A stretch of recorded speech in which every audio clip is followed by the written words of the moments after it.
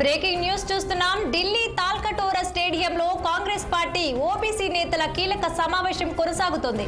ఇక ఈ సమావేశంలో తెలంగాణ రాష్ట్రానికి చెందిన బీసీ మంత్రులు, బీసీ ఎమ్మెల్యేలు, ఎంపీలు, ఎమ్మెల్సీలు, కార్పొరేషన్ చైర్మన్లు, మాజీ ఎమ్మెల్యేలు, మాజీ ఎమ్మెల్సీలు, అలాగే కాంగ్రెస్ పార్టీ బీసీ ముఖ్య నేతలు, డీసీసీ అధ్యక్షులు, పార్టీ బీసీ అనుబంధ సంఘాల నేతలు, బీసీ మేధావులు సుమారు 300 మంది పాల్గొన్నారు.